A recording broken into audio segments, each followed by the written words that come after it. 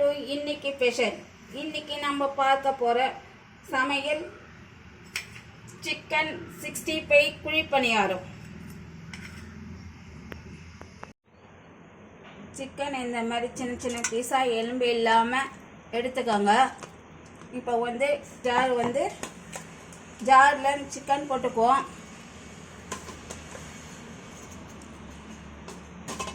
இது நேரம் அரைச்சிக்குவோம். இதை ரொம்ப நைஸாக அரைக்க வேண்டாம்.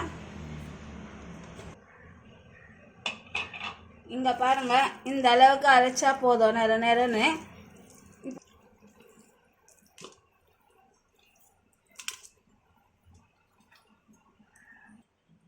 சிக்கன் 65 ஒரு 2 ஸ்பூன் போட்டுக்கலாம்.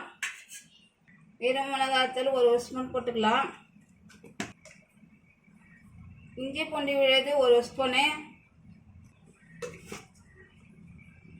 கரம் மசாலா ஒரு 1/2 ஸ்பூன் போட்டுக்கலாம். கார்ன்ஃப்ளவர் மாவு ஒரு 2 ஸ்பூன் போட்டுக்கலாம்.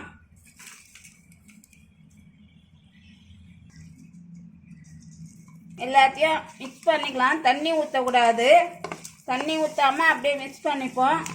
தண்ணி ஊற்றினா குழ குழன்னு ஆகிடும்.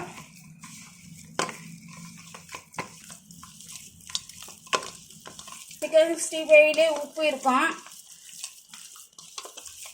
ஒரு 5 நிமிஷம் இது இப்போ மிக்ஸ் பண்ணிவிட்டு ஒரு 5 நிமிஷம் ஊறட்டும். எண்ணெய் காஞ்சிருச்சுங்க. சிக்கன் 65 வறுக்கிற அளவுக்கு எண்ணெய் ஊற்றினா போதும். இப்போ நம்ம எண்ணெய் காஞ்சிச்சு. இதை நம்ம போட்டுக்கலாம்.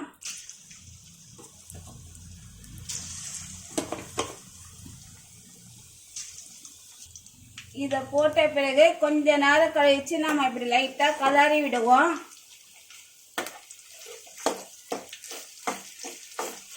அப்போதான் பொடிசாக இருக்கும், சின்ன சின்னதாக.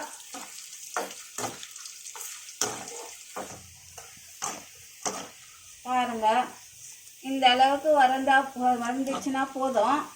நமக்கே தெரியும் இது எப்படி வந்திருக்குன்னு. இந்த நல்ல ப்ரௌன் கலர் ஆகிட்டு இருக்குது பாருங்கள். இந்த டைமில் எடுத்து நம்ம ஒரு பவுலில் போட்டுக்கலாம்.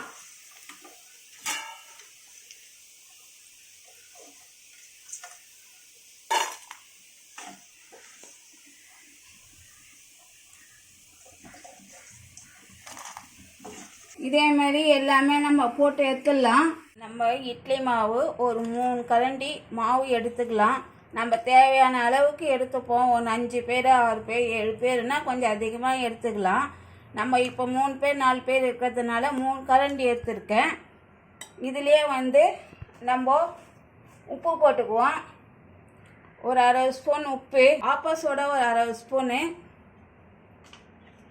நம்ம அப்படியே கலந்து விட்டுக்குவோம்.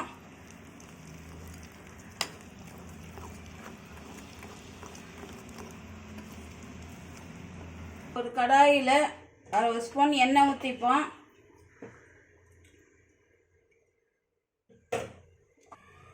சீரகம் கொஞ்சம் போட்டுக்கலாம். நான் 2 வெங்காயம் பொடிசாக அரிஞ்சு வச்சுருக்கேன். மிளகாய் அரிஞ்சு வச்சுருக்கேன். கருவேப்பிலை ஒரு 4 கருவேப்பிலை அரிஞ்சு வச்சுருக்கேன். இதை நம்ம எண்ணெயிலே போட்டுப்போம்.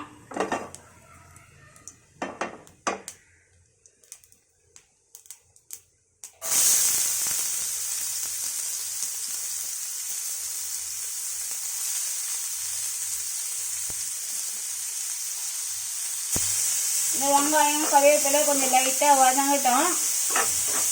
லைட்டாக வதங்கின பிறகு கொஞ்சம் அப்போ பச்சை மிளகாய் போட்டுக்கலாம். ரொம்ப வதங்கக்கூடாதுங்க. கொஞ்சம் லைட்டாக கண்ணாடி மாதிரி வெங்காயத்தை வதக்கணும். வதக்கி கூட போடலாம், வதக்காமவும் போடலாம். சிக்கன் 65 பணியாரத்துக்கு ஒரு 1/2 ஸ்பூன் இஞ்சி பூண்டு விழுது போட்டுக்கிறேன்.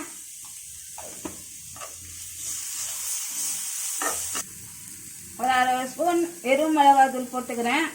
இது எல்லாமே மிக்ஸ் பண்ணிப்போம். கொஞ்சம் நிமிஷம் வதங்கினா போதும். இதோட ஆஃப் பண்ணிடலாம் ஸ்டவ்வை.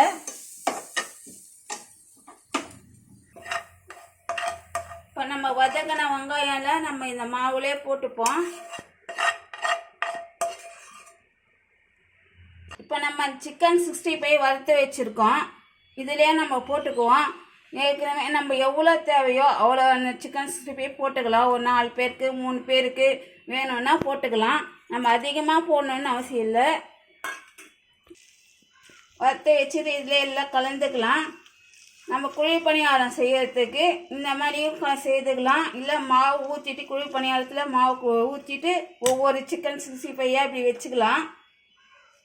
நம்ம அரிஞ்சு வச்சு கொத்தமல்லி போட்டுப்போம். கொஞ்சம் லைட்டாக தண்ணி ஊற்றிக்கலாம். ரொம்ப கெட்டியாக இருக்குது. ஒரு மீடியம் சைஸ் போதும் தண்ணி.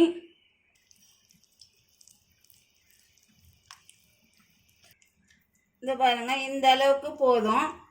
இந்த அளவுக்கு தண்ணி இருந்தால் மாவு இருந்தால் போதும். இன்னும் தண்ணி ஊற்ற வேண்டாம். குழி பணியாரம் கடாயி வச்சாச்சு, ஆயிடுச்சு. இதுலேயே நம்ம எண்ணெய் ஊற்றிப்போம். நம்ம எண்ணெய் வேணால் ஊற்றிக்கலாம், இல்லை நெய் கூட ஊற்றிக்கலாம். வேண்டும் உங்களுக்கு. இப்போ நம்ம கொஞ்சம் கொஞ்சமாக ஊற்றிக்கலாம்.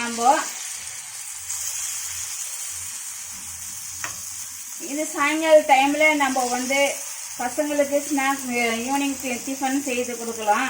ரொம்ப டேஸ்ட்டாக இருக்குங்க.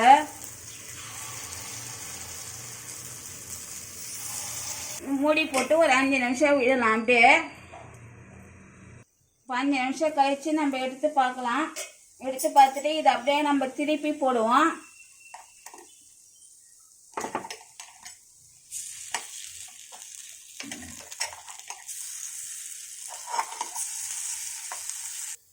இங்கே பாருங்கள், எல்லாமே நம்ம திருப்பி போட்டுட்டோம். இது ஒரு நிமிஷம் அப்படியே விட்டோம்னா வெந்துடும். இதை நம்ம சிக்கனில் செய்ததுனால ரொம்ப டேஸ்ட்டாக இருக்கும். சாயங்கால டைமில் பசங்களுக்கு நம்மளும் சாப்பிட்லாம் செய்து. இதை நீங்கள் ரொம்ப வீட்டிலே செய்து பாருங்கள். உங்களுக்கு பிடிச்சிருந்தா லைக் பண்ணுங்கள், ஷேர் பண்ணுங்கள், சப்ஸ்கிரைப் பண்ணுங்கள். தேங்க்யூ.